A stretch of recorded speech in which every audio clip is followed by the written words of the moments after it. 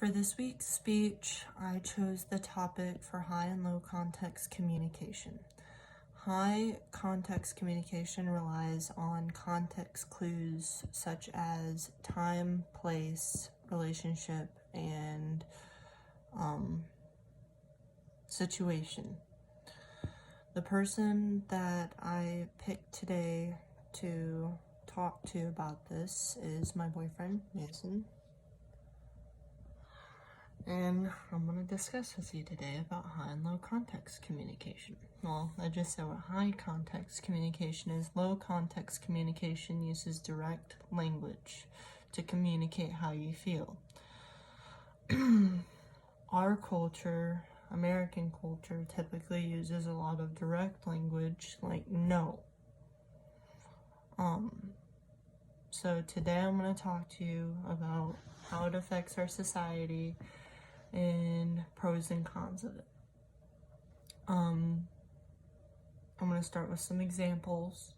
So with high context communications, some examples may be, so in a work situation, when your coworker asks you to take their shift, you say maybe. But your coworker clearly knows you mean no by how you kind of say it. But you don't directly say no, they can tell. Or say when your teacher asks you if you know what topic you're choosing for your essay, for this week's essay, and you respond with silence. Your teacher knows that you have not decided on a topic for your essay. Then lastly, another thing would be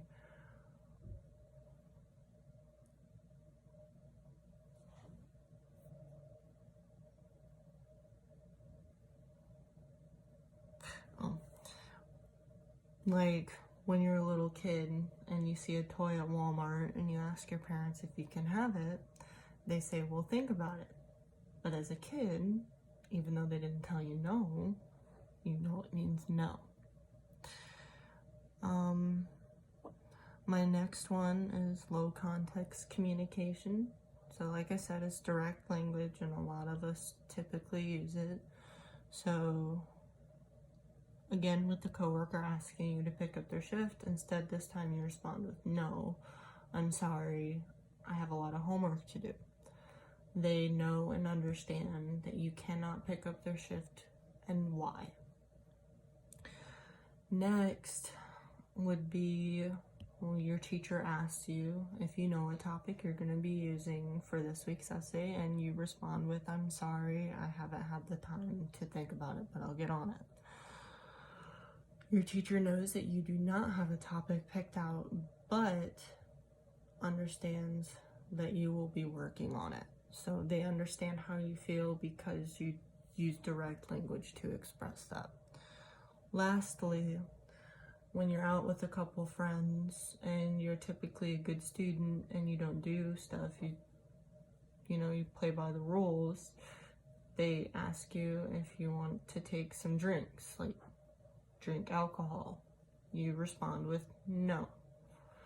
They leave you alone about it because you used a direct language stating that you do not want to drink alcohol. So therefore they understand. So that's the differences between high and low context communication. Like I said, our culture typically does use a lot of low context communication. We either say no, we say no, that's not right, this, that, and the other.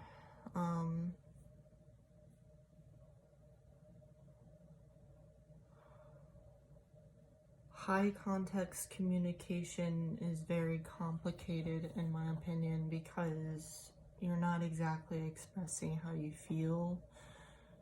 And the way that I think about it is that life is not a game of charades. We're not playing a guessing game, so not a lot of people would typically understand how you feel by the way that you try to express it without actually telling them.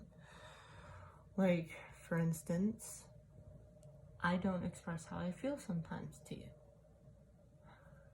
Therefore, you don't understand that. Therefore, it makes me angry, gets you confused, and it just makes it a complicated situation. Therefore, using low context communication and expressing how I feel using direct language, you understand. Makes us both happy. So that's my piece about high and low context communication. Do you have any questions? So which one do you prefer, high or low? I prefer low, although I do use a lot of high context communication. It's a bad habit. I think everyone has that bad habit and they tend to use high context communication, but low context communication gets things done. That is my presentation. Thank you for watching.